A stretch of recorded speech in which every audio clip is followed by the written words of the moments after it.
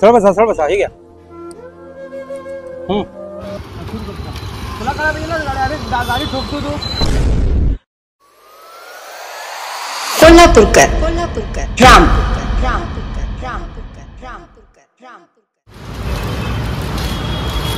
दिवीस आहेत ना.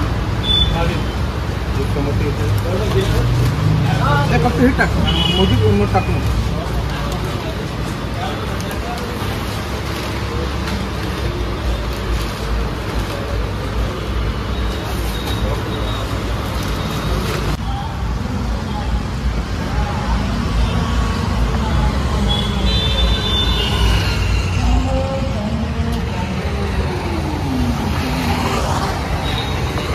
नमस्कार मित्रांनो, कोल्हापूरकर आम्ही या चॅनलच्या नवीन व्हिडिओमध्ये सर्वांचं स्वागत आहे. तर मित्रांनो, आज आहे 26 जानेवारी.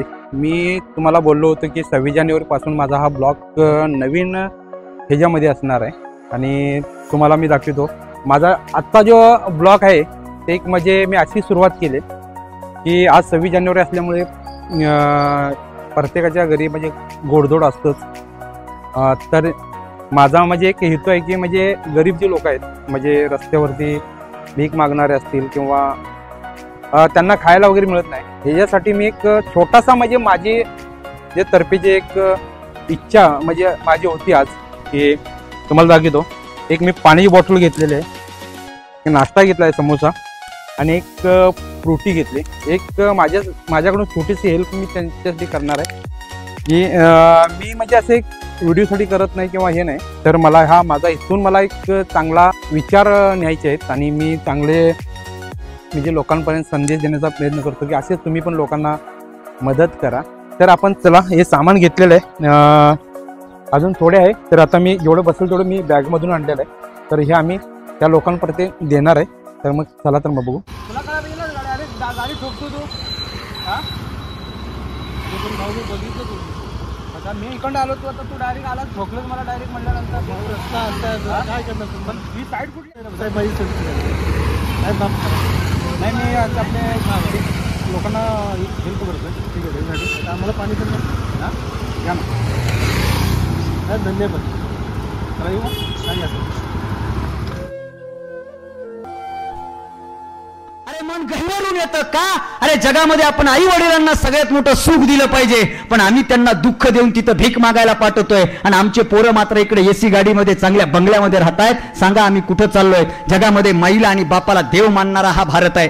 अहो बाहेरच्या देशामध्ये पोराला शेंबूड पुसायची अक्कल आली की ते बापाला म्हणतं daddy this is my room, don't disturb me, my life my style. Me life माझ्या पद्धतीने जगणार, तुम्ही मला डिस्टर्ब करायचं नाही. भारतामध्ये तसं नाही. भारतामध्ये जर एखादं पोरग शाळेतून घरी आलं ना दादा, बापाला वाचता येत नाही, लिहिता येत नाही, बापाला काहीच वाचता येत नाही, तरी सुद्धा बाप मोठ्या तोऱ्यात विचारतोय मास्तरानं काय शिकवलं सांग. पोराला माहितीये माझ्या बापाला वाचता लिहिता येत नाही, पण बापाच्या चेहऱ्यावरील आनंद पाहण्यासाठी आमच्या गावातलं आणि आमच्या भारतातलं बारकं पोरग बापाला गुलू गुलू अशी रॅम्स म्हणून दाखवतं, पोयम म्हणून दाखवतं आणि बाप लेकाचा चेहरा पाहून समाधानी होतो. तो फक्त भारतात. हे भारताचं वैशिष्ट्य आहे. पण काळ बदलला, काळाच्या ओघात माणूस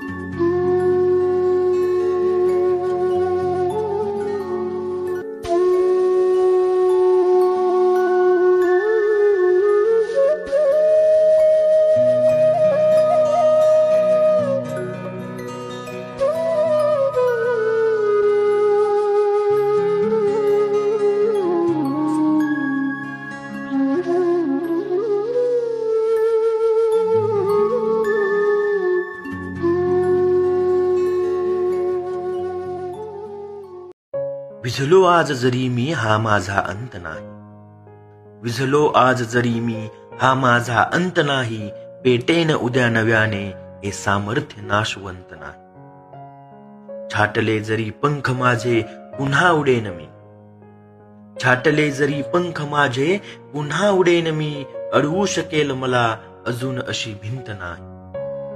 माझी झोपडी जाळण्याचे केलेत कैक कावे, माझी झोपडी जाळण्याचे केलेत कैक कावे, जळेल झोपडी अशी आग ती ज्वलंत नाही.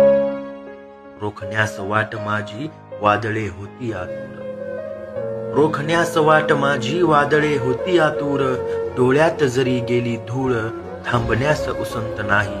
येतील वादळे खेटेल तुफान, येतील वादळे खेटेल तुफान, तरी वाट चालतो अडथळ्यांना भिवून, अडखळणे पावलांना पसंत नाही. अडथळ्यांना भिवून अडखळ.